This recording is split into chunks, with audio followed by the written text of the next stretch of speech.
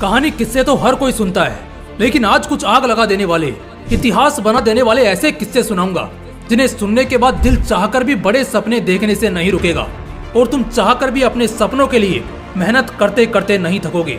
कामयाब होने के लिए दो चीजें चाहिए, जिद्दी दिल और पागल दिमाग। ये दोनों हो जाएगा इस वीडियो के आखिर तक, इसकी गारंटी मैं लेता हूँ। लेकिन इस वीडियो को आप पूरा देखोगे, इसकी गारंटी आप लो। तो चलो बिना एक भी सेकंड गंवाए कुछ महान जिद्दी लोगों से मिलते हैं। एक बंदा जिसकी जिंदगी किसी रोलर कोस्टर राइड से कम नहीं है। एक पल में लगता है कि बहुत ऊंचाई की तरफ खिंच रहे हैं, तो वहीं दूसरे ही पल लगता है कि अब सब खत्म हो जाएगा। लड़का बचपन से ही बहुत रूड, जिद्दी और अजीब किस्म का था। सवाल तो इतने पूछता कि मास्टर इससे परेशान होकर इसे क्लास से बाहर निकाल देते। हाई स्कूल करने के बाद जब ये अपने कॉलेज टाइम में था, उस समय से ही बंदा आजाद होने लगा। वो सोचने लगा कि इस भेड़ चाल की पढ़ाई में और ये हर 6 महीने में डिप्रेशन के नाम पर होने वाले सेमेस्टर एग्जाम से कुछ भी नहीं मिल रहा है।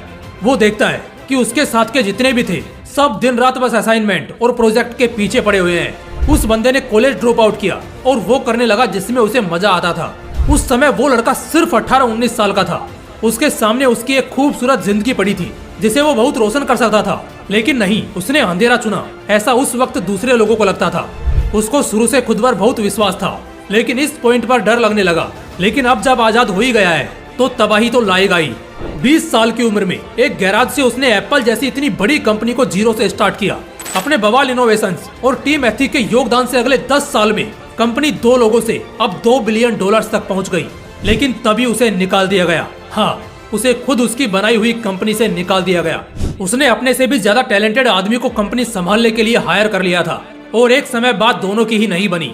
दोनों के आइडियाज बिल्कुल नहीं मिलते थे। इस वजह से दोनों के बीच झगड़ा हुआ, जिसमें बोर्ड ऑफ मेंबर्स ने उस दूसरे बंदे का ही साथ दिया और इस बंदे को उसी की कंपनी से फायर कर दिया गया। बंदा अपने ही बनाए हुए साम्राज्य से बाहर कर दिया गया, लेकिन टूटा नहीं। एक नई कंपनी बनाई जिसे एक बार फिर उसने अपने तगड़े इनोवेशंस के दम पर इतना तेजी से ऊंचाई पर पहुंचाया कि एप्पल की हवा अब टाइट होने लगी। ये बंदा इतना जिद्दी था कि किसी भी प्रोडक्ट पर तब तक काम करवाता जब तक वो प्रोडक्ट दुनिया का सबसे परफेक्ट प्रोडक्ट ना बन जाए। और यही कारण था कि अब उसकी नेक्स्ट कंपनी भी बुलंदियों पर चलने लगी। फिर एप्पल ने नेक्स्ट कंपनी को खरीदने का ऑफर किया। इसके साथ ही अब स्टीव को दोबारा एप्पल के सीईओ के रूप में ऑफर मिला, जिससे अब वो अपनी कंपनी के साथ दोबारा जुड़ सकते थे। बंदे ने हाँ किया और दोबारा एप्पल को उसकी बुलंदियों पर पहुंचाया और बन गया सदी का सबसे जिद्दी एंटरप्रेन्योर, जो अपनी जिद से किसी को भी हिला सकता था। ऐसी जिद चाहिए जो जिगरा दे कॉलेज ड्रॉप आउट करने के बाद भी उस डर से लड़ने का। ऐसी जिद चाहिए जो हिम्मत दे बड़े सपने देखने की। ऐसी जिद चाहिए जो बेइज्जती का बदला लेने की ताकत दे। जिद बहुत बड़ी चीज होती है। एक बार किसी आम आदमी ने किसी भी बड़े सपने को हासिल करने की जिद कर ली तो फिर वो आम नहीं रहेगा, सितारा बनकर चमकेगा। इसी जिद और पागल लोगों की इतिहास रचने वाली कहानी में मैं आपको एक और शख्स से मिलाता हूँ और आप इसे जरूर जानते होंगे, लेकिन जानना इम्पोर्टेंट नहीं है, इम्पोर्टेंट है खून खोलना। जब हम ऐसे महान लोगों की पागलपन वाली कहानी सुनते हैं, फेलियर फेलियर और सिर्फ फेलियर, लगातार फेलियर मिलते रहने के बाद सक्सेस हासिल करना तो फिर भी एक इंस्पायरिंग जर्नी होती है। और जितने भी लोग सक्सेसफुल होते हैं उनमें से मोस्ट ऑफ इसी फ्लो में जाते हैं, जबकि कुछ लोगों की किस्मत में चांदी होते हुए भी स्ट्रगल करना पड़ता है। अगली कहानी कुछ इसी तरह की है। जी हाँ, ऑनलाइन पब्लिकेशन में इतना बड़ा नाम कि जब वो सेल हुआ तो उसका वैल्यूएशन $315 मिलियन था। जी हाँ, एक लड़की शुरू से बहुत इंटेलिजेंट और क्रिएटिव, फैमिली की फाइनेंशियल सिचुएशन भी बहुत अच्छी थी। बहुत कम उम्र में कैम्ब्रिज यूनियन यूएस में तीसरी वुमेन प्रेसिडेंट बनी। जो पहली किताब उसने लिखी वो one of the best selling किताब रही। इसके अलावा कई आर्टिकल्स जिसे उसने लिखा सबको बहुत अच्छे रिव्यूज मिले। इसी बीच उसकी मैरिड लाइफ में प्रॉब्लम आ गई, जिसके बाद वो बहुत स्ट्रेस में रहने लगी, लेकिन लिखना उसने कभी नहीं छोड़ा और बस अपने इसी एक्स्ट्रा ऑर्डिनरी टैलेंट के दम पर उसने अपना ऑनलाइन पब्लिकेशन स्टार्ट किया। उससे पहले जब उसने अपनी सेकेंड बुक पब्लिश की तो उसे 3 दर्जन यानी 36 पब्लिशर्स ने रिजेक्ट कर दिया। ये मानना मुश्किल होता है कि जो पब्लिकेशन आज पूरी दुनिया में इतनी हाई वैल्यूएशन में है, एक समय में उसे भी इतनी रिजेक्शन मिली। देखो, कहना और सुनना आसान होता है कि 36 पब्लिशर्स ने रिजेक्ट किया। असल में अगर किसी को 1, 2 या 3 बार ही रिजेक्ट कर दिया जाए तो वो बंदा दोबारा कोशिश करना ही छोड़ देता है, अपने आप को अनलकी मानकर पीछे हट जाता है। उसने हफिंगटन पोस्ट नाम की कंपनी लॉन्च की और इसकी भी शुरुआत कुछ ठीक नहीं थी।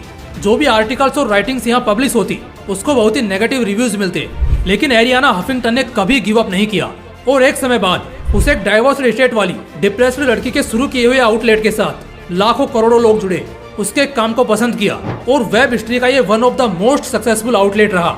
जिसकी वैल्यूएशन मैं आपको कहानी के स्टार्ट में ही बता चुका हूँ, जो थी $315 मिलियन। ऐसी ही एक और कहानी सुनाता हूँ आपको। दुनिया को मिठास चखाने वाला एक ऐसा नाम जिसने दुनिया की सबसे बड़ी चॉकलेट प्रोडक्शन कंपनी बनाई, जो आज हर घर में मशहूर है और दुनिया का सबसे फेमस चॉकलेट ब्रांड है। लेकिन आज जितना क्रेज इस चॉकलेट ब्रांड का है और जितना स्वादिष्ट ये खाने में लगता है, क्या लगता है इसका सफर भी इतना आसान रहा होगा? बिल्कुल भी नहीं। एक बंदा जो बचपन से ही एक एवरेज स्टूडेंट रहा, जैसे तैसे अपनी पढ़ाई पूरी करके 30 साल की उम्र में वो बंदा एक कारोबार में हिस्सा लेता है।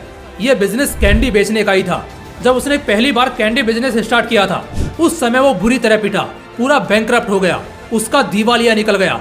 ये शब्द है ना बैंकरप्ट, सुनने में जितना नॉर्मल लगता है, जब असल में होता है ना तो बड़े से बड़े महारथियों की भी फट जाती है, क्योंकि इसमें बदनामी, हौसला, पैसा, पूंजी सब एक साथ दम तोड़ते हैं। खैर, अगले 6 साल तक वो कड़ी मेहनत करता रहा, पैसा बचाता रहा, खुद को संभालता रहा और फिर पहुंचा न्यूयॉर्क, एक बार फिर बिजनेस की दुनिया में कदम रखने। न्यूयॉर्क में उसने अपना दूसरा और एक बार फिर कैंडी बिजनेस शुरू किया, लेकिन इस बार भी हाथ कुछ नहीं लगा। वो बंदा फेल हो गया। 2 बार बुरी तरह पिट चुका था, लेकिन वो हार मानने को कहाँ तैयार था। वो शांत रहा और अपना काम करता रहा। ठीक 10 साल बाद 1886 में उसने फिर कैंडी का बिजनेस शुरू किया। उसने लैंकेस्टर कार्मेल नाम की कंपनी खोली। यह उसका तीसरा ट्राई था। क्या लगता है इस बार उसे सफलता मिली होगी?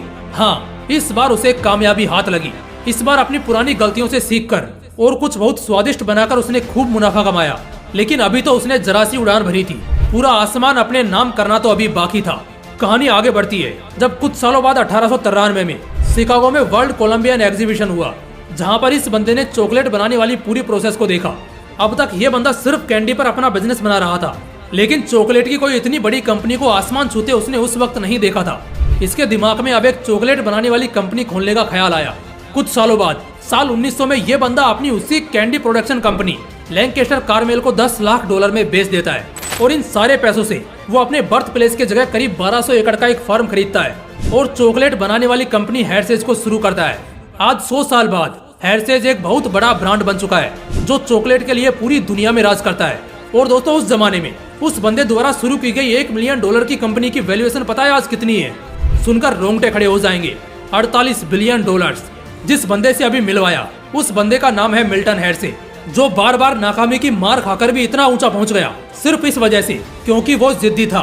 और जब वो 2 बार बुरी तरह बर्बाद हुआ तो उसकी जिद और बढ़ गई और आखिर में बंदे ने वो हासिल कर ही लिया, जो शायद उसकी किस्मत भी नहीं चाहती थी।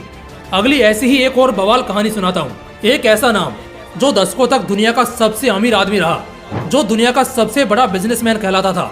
इनफैक्ट वो दुनिया की सबसे बड़ी कंपनी का मालिक है। हाँ, मैं बात कर रहा हूँ कई सालों तक वर्ल्ड रिचेस्ट मैन के पोजीशन पर लगातार बरकरार रहने वाले बिल गेट्स की।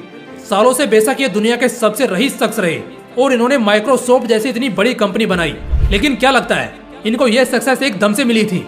तो ऐसा बिल्कुल नहीं था। बिल गेट्स ने अपनी पहली कंपनी को चकनाचूर होते देखा है। वो कई रातों तक सोए नहीं थे। उन्होंने शुरुआत की थी ट्रैफो डेटा नाम की कंपनी से, जो असल में ट्रैफिक टेप्स के डाटा को प्रोसेस और एनालाइज करके ट्रैफिक में हेल्प करेगी।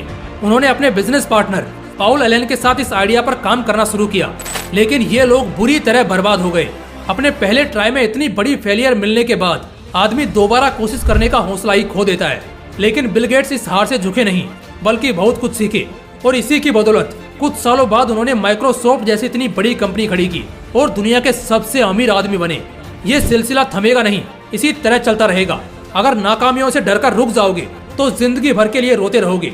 लेकिन इस स्टेज में जहां हार पहले मिलती है, वहां अक्सर बड़ी जीत के चांसेस बहुत ज्यादा होते हैं। एक और कहानी सुनाता हूँ। एक बंदा जो आज 8000 करोड़ का मालिक है, लेकिन एक समय यही बंदा पूरी तरह बैंकरप्ट हो गया था। बेसबॉल का शौकीन एक शख्स जिसका नाम जॉर्ज स्टेनब्रेनर था, उसने 1960 में एक छोटी सी टीम खरीदी, क्लीवलैंड पाइपर्स नाम की। जॉर्ज ने अपने हिसाब से इस टीम को डायरेक्शन दिया और अंजाम ये हुआ कि इस टीम को खरीदने के महज 2 साल बाद, यानी साल 1962 में पूरी फ्रेंचाइजी बैंकरप्ट हो गई, यानी पूरी की पूरी कंगाल।